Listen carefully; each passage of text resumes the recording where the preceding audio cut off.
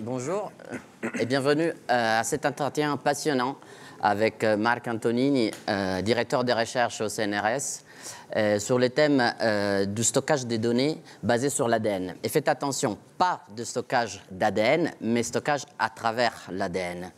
C'est une révolution fascinante en cours dans l'informatique et dans la biologie, et une révolution qui ouvre de nouvelles opportunités pour la conservation à long terme de l'information en exploitant la densité et la robustesse de l'ADN tout en relevant des défis technologiques importants.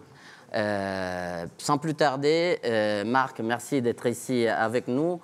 Pourrais-tu nous éclaircir les aspects fondamentaux de cette technologie et ses applications et partager avec nous ce que tu fais dans ces domaines? Très bien. Déjà, merci de m'avoir invité à cette convention et donc bonjour à tous. Donc oui, alors le stockage de données numériques sur ADN, donc c'est un domaine qui est pluridisciplinaire, hein, comme vous pouvez le comprendre. Hein. Donc il adresse les chimistes, les biologistes, l'informatique, la bioinformatique. Donc c'est un domaine très pluridisciplinaire et je dirais que le schéma en soi, le workflow, enfin, comme on dit, d'encodage de données est relativement simple. Hein. C'est-à-dire qu'on va convertir de la donnée binaire en données, nous on appelle ça quaternaire, mais en fait c'est sur les 4 bases de l'ADN, hein, que vous connaissez, donc adénine, thymine, guanine, cytosine. Donc pour nous, ça sera des bases ATCG, donc on va parler de code quaternaire. Et une fois qu'on a transformé cette information binaire, donc les fichiers que vous utilisez en fait habituellement, eh bien on va ça convertit en quaternaire, on va les stocker dans des molécules d'ADN qui seront des molécules d'ADN synthétiques. Une fois stockées, donc en fait, ça a des propriétés qui sont assez spectaculaires puisqu'on peut conserver l'ADN pendant des centaines, voire des milliers d'années sans altération si on conserve dans un milieu suffisamment favorable. Alors, par exemple, ici, j'ai apporté une petite capsule. Alors, vous ne voyez peut-être pas, mais je pourrais vous la montrer de plus près après tout à l'heure si vous voulez. Donc, ça, c'est une capsule qui est fabriquée par une société française qui s'appelle Imagen et à l'intérieur de laquelle on a mis de l'ADN, donc ici synthétique, qui est déshydraté, donc préservé de l'eau, de la lumière et de l'oxygène.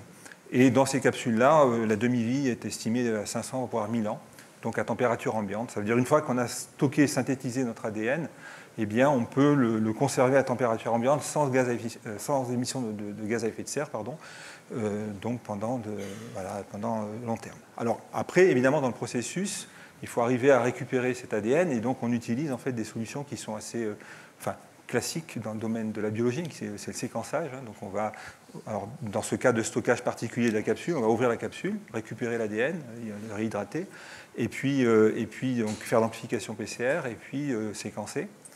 Et en sortie du séquenceur, eh bien, on va retrouver cette information sous forme de code quaternaire, donc ces bases ATCG que l'on va redécoder en binaire. En fait, En quoi cette méthode se distingue-t-elle par rapport aux méthodes classiques comme le cloud ou les disques durs, en termes d'avantages, mais aussi des défis?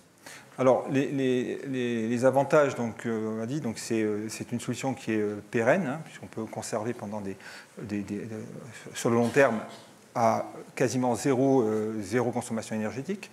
C'est une solution très compacte. On pourrait imaginer stocker dans cette capsule quasiment un, voire plusieurs data centers, hein, donc centres de données. Et puis, donc pas de gaz à émission d'effet de serre, donc c'est respectueux de l'environnement.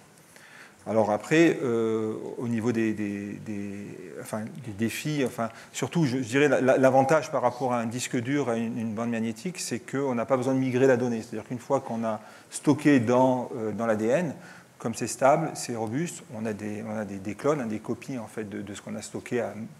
Je peux avoir plusieurs capsules qui contiennent la même information, et au sein d'une capsule aussi, la densité est tellement grande que j'ai une information extrêmement redondante. On n'a pas besoin de faire ces opérations de migration qui sont en fait énergivores et qui sont en permanence réalisées dans les centres de données pour migrer les données des disques durs vers d'autres disques durs, puisque la durée de vie d'un disque dur, c'est 5-10 ans. Bande magnétique, c'est 20 ans, donc on est obligé en permanence de recopier les données et c'est source de consommation énergétique et c'est ce qui fait que les centres de données sont très énergivores aujourd'hui. Donc ce genre de problème est inexistant. Pour les défis, on avait parlé de l'accélération du séquençage par rapport à la méthode traditionnelle? Oui, alors évidemment, nous on fait ça en laboratoire aujourd'hui. Donc, alors, bien qu'il y a des startups qui se créent en permanence sur ce genre de technologie, il y a des grosses entreprises aussi qui travaillent sur ces aspects-là, notamment américaines. En fait, les défis, ce sont plusieurs défis. Il y a déjà les aspects en chimie, c'est accélérer les chimies de synthèse pour aller de plus en plus vite et passer à l'échelle de pouvoir absorber la croissance en fait, exponentielle des données numériques sur la planète. J'ai oublié de le dire, ici on s'intéresse principalement aux données dites froides, c'est-à-dire les données d'archivage pour lesquelles on n'a pas besoin d'avoir un accès fréquent ou rapide, et puis ce sont des données des fois auxquelles on n'accède jamais, mais qu'on est obligé de conserver pour des raisons illégales. Donc, donc on s'intéresse à ce type de données. Donc, on cherche à accélérer d'un point de vue chimique la synthèse. Aujourd'hui, pour écrire un bit, il nous faut 100 secondes. C'est-à-dire en parallélisant, on est à des phases d'écriture de 10 kilobits par seconde. Donc on est loin du disque dur, qui est plutôt de l'ordre du gigaoctet par seconde. Alors l'objectif, c'est d'ici 3 ans à peu près, dans un projet que je dirige aujourd'hui, qui s'appelle Molecule Archive, qui est financé par France 2030, c'est d'accélérer d'un facteur 100 et d'arriver vers 1 mégabit par seconde en écriture, ce qui est cohérent à peu près avec les vitesses réseau. Donc ça, bon, ce sera bien, mais ce n'est toujours pas suffisant. Il faudra encore continuer. Alors on a des horizons à 2030, 2035 pour avoir des accélérations qui deviendraient concurrentielles à celles du disque dur. Et après aussi, il y a les vitesses de séquençage. Donc aujourd'hui, on parle de séquençage de 3e génération. Donc ce sont des séquenceurs dits nanopores en fait. Et on séquence à peu près 2 à 3 mégabits par seconde aujourd'hui, mais de la même manière, si on passe à l'échelle, il faudra aller plus vite. Et donc, on travaille aussi sur ces aspects, accélération du séquençage. Ta vision de l'avenir sur cette technologie, tu pourrais nous avancer des avancées majeures. Et comment tu vois le futur de cette technologie? Bon, j'y crois. Donc, c'est-à-dire que moi, je pense que dans quelques années, on aura des centres de données qui proposeront de l'archivage froid, en tout cas dans un premier temps, sur peut-être pas des capsules comme ça, mais des systèmes de stockage peut-être un peu plus évolués, plus automatisés. Donc ça, moi j'y crois. Évidemment, il y a beaucoup de verrous à lever encore. Donc j'ai parlé de verrous qui sont des verrous au niveau chimie et biologie moléculaire. Il faut aussi arriver à traiter l'information numérique et la convertir en quaternaire. Il faut ensuite la récupérer proprement après séquençage, parce qu'on imagine bien que tout le système est bruité, donc il va falloir décoder proprement l'information. Donc il y a des défis aussi qui sont informatiques, et ça c'est plus mon domaine.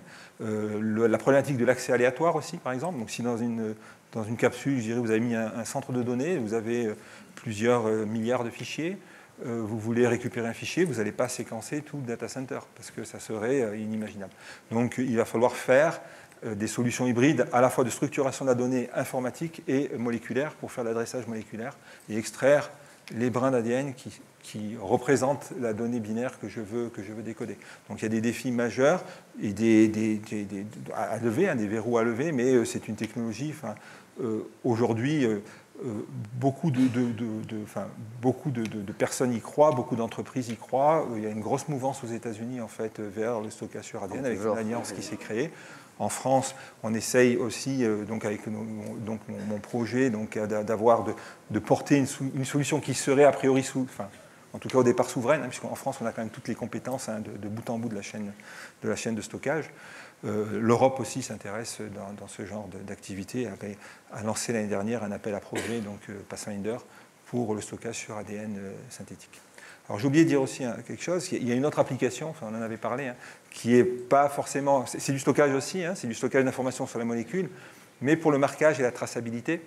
Donc ça veut dire qu'on pourrait marquer directement des produits, des peintures, et dans le domaine en fait qui intéresse probablement la médecine, c'est des médicaments, alors que ce soit le contenu ou le contenant, les boîtes ou du matériel en fait aussi peut être marqué. C'est du marquage moléculaire, et dans les molécules, on va mettre de l'information numérique, donc on peut tracer le produit, mettre alors c'est extrêmement dense, donc dans quelques nanogrammes de molécules, on peut mettre des gigaoctets de données, donc on peut mettre tout ce qu'on veut comme information et permettre une traçabilité. Et je dirais que, alors, moyennant en fait, les accréditations en fait, de ces technologies pour des domaines de la médecine, par exemple, l'application est peut-être beaucoup plus rapide à mettre en œuvre que le stockage en soi, puisque ici, le frein du stockage, c'est essentiellement, bon, il y a l'automatisation, mais le passage à l'échelle. C'est-à-dire qu'aujourd'hui, on arrive à faire des choses au mégaoctet. Si on veut passer au gigaoctet, voire au téraoctet ou à l'hexa, on est limité en temps, en coût, puisque c'est excessivement cher aujourd'hui de synthétiser l'ADN. Par contre, sur des solutions de marquage, on n'a pas besoin d'écrire beaucoup. Après, la multiplication de l'ADN, je dirais, la densité de l'ADN, en fait, on peut la multiplier l'ADN facilement par amplification. C'est fascinant comment la nature nous suggère des technologies futuristes. Alors justement, c'est intéressant, c'est qu'on utilise maintenant la nature au service du stockage, enfin, ou de l'informatique, et pas l'informatique au service de la biologie. Mais avant de terminer, on a encore quelques minutes, je voudrais aborder les enjeux éthiques et les préoccupations en matière de sécurité à ce sujet. Alors éthique, donc comme tu l'as dit au début, on ne stocke pas, c'est pas du vivant, c'est-à-dire c'est de l'ADN synthétique, il ne représente que de l'information binaire codée, et il n'y a pas de séquences codantes en fait, on ne crée pas d'ARN de gènes, on ne peut pas... Pas de virus, pas de vivant, voilà. Donc ça, de ce côté-là, on est clair en fait sur ces aspects-là. Après, au niveau sécuritaire, aux sécurités des données, on imagine que si on stocke sur des capsules de ce type-là, c'est déconnecté d'Internet, donc il n'y a aucun accès à Internet. L'accès à la donnée, c'est si on va prendre la capsule physiquement. Après, dans des systèmes qui seraient à un horizon un peu plus lointain, je dirais 5-10 ans, avec des systèmes semi-automatiques ou automatiques, qui seraient probablement connectés sur le cloud, hein, donc sur Internet, avec des connexions binaires quaternaires donc automatisées. Effectivement, il faudra faire attention à ces aspects en fait, de sécurité, alors soit par la crypto du signal binaire, soit par des cryptographies directement sur des données quaternaires. Alors, tout dépend comment on va gérer l'encodage. Donc voilà, ça c'est des solutions. Après, une solution aussi triviale, c'est d'avoir un cloud privé et rester tout en interne, hein, comme on pourrait le faire dans des hôpitaux par exemple, et garder toutes les données sur place avec un accès limité. On n'est pas encore à ce stade. Ça, Alors, ce qu'il faut voir aussi, c'est que théoriquement aujourd'hui, si je voudrais stocker toutes les données numériques de la planète, ça tiendrait dans quelques centaines de grammes d'ADN, hein, je veux dire une boîte à chaussures. Incroyable, imaginez. Merci beaucoup. On a terminé avec quelques minutes et demie d'avance. Merci beaucoup, c'était très intéressant et j'espère recevoir des informations bientôt sur cette avance. Avec plaisir, j'espère que ça va aller vite. Merci. Voilà, merci.